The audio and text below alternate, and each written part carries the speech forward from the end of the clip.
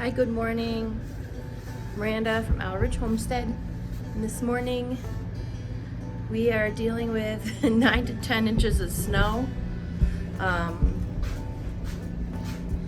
Getting ready to go out, or snow blowing. We've been up since, well, we've been on calf watch, so I'm checking flour periodically for calving. And I don't know, she looks like she's close. I expected her due date to be a little earlier than this, but that's how that goes. So we're just checking on her.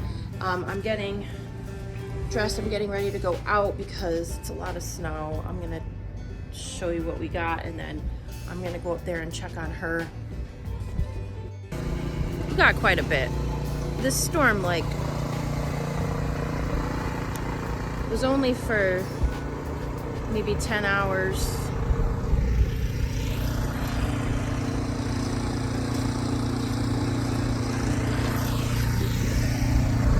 He's mad. You can't snow blow the yard, right?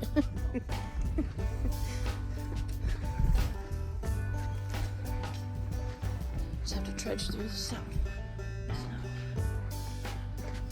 I gotta fill the chicken run, see how much we got. I'll show you my feet. And the weather prediction started out being, I can't get in here. Started out as we would get like 2 to 4 inches, and then it went to 4 to 8, and then it went from 8 to 10. Just kept going up and up and up. And we're like, okay, no, this isn't good because it's not ideal for anything, but for calving is not good. She's getting close. Maybe it won't be today, but I'm like,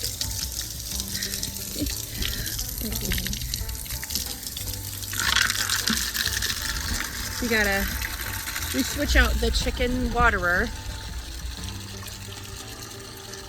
in the morning on cold days. So we just put up a new waterer that's like, you know, this has like been heated by the house a little bit in the pipes. So I bring them up thawed water, and then I make sure that their coop is kind of cleanish. Well, clean. We clean it most every day. Just like pick it out. And I just make sure it's clean because they're gonna be in it a lot. They don't like coming out when it's this much. This is not gonna be good with one hand. I gotta use my feet. Hold on. I can't get my feet in here. Okay.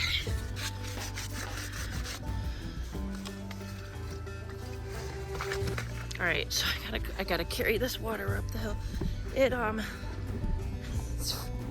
I'll give you a pano. That's a lot. Oh. We just got, you know, I think we measured 10 inches. And the kids were out in it last night. It just kept going and going. But it was like a quick storm, and it just dropped a lot. I'm trying to open the coop door. It's just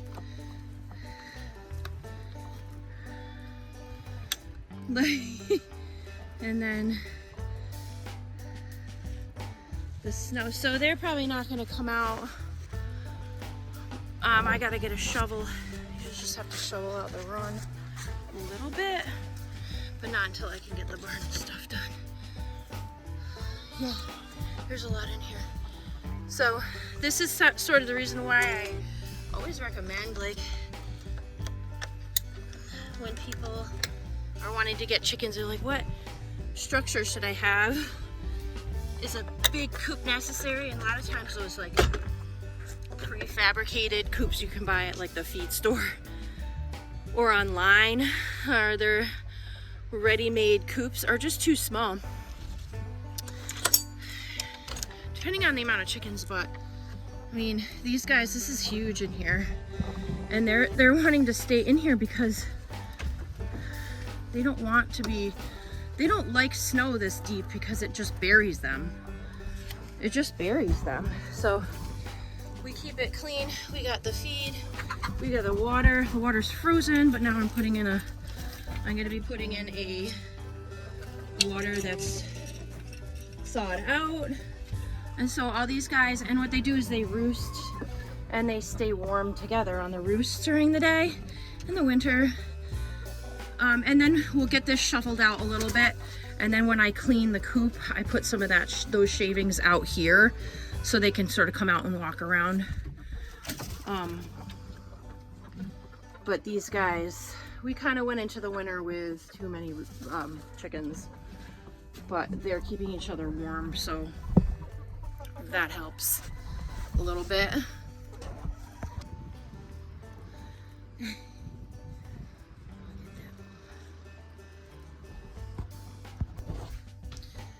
I'm just checking in the barn. Everyone's warm and dry. Hi. How you doing? Mommy, I gotta clean you out. You wanna go play in the snow? These guys. You wanna go play? I put some hay in here for them yesterday, so you don't necessarily have to be out. I love it when I love when some of the drift comes in and then you see the little mouse prints. I mean, every barn has mice. But look at that, little cute those little tail marks. That's cute. That's so cute. I love seeing that. And then we'll go hiking like after a snowstorm. And it's fun to see all the tracks, like who's actually around here. Like we know, but it's nice to see their tracks and like where they go, where their pattern is, how they move around the farm. I like it. All right, so the water the heat coils are working for the stock tanks. Still good. I always check them every morning in case some of them aren't working. This one's working. It's just good. We have electricity up at the barn and there's some outlets here. We just plug them in and keep them close. It works for us. So I'm gonna watch her today. She's, you know, watch her behavior a little bit more. And I mean, everything else looks about ready to go. Just because she's half beef breed, I don't know how much she'll bag up, because I've seen photos of her mom like the day of when she calved or like the day before, and her udder's not huge like you would see on a Jersey or a Holstein or like a dairy breed. So we'll see. I'll set this up here. I'm gonna get them out in the snow.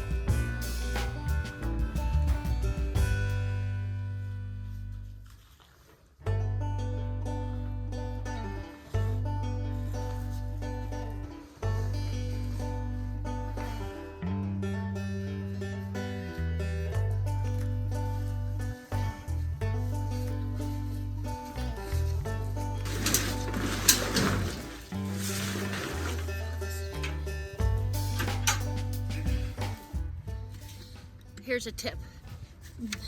As I tip. Here's a tip. We have a lot of really clean snow, and it's a pain in the butt to bring the hose up to fill the stock tanks. So if you have a lot of great snow, you can just put it into the stock tank and the coil will melt it.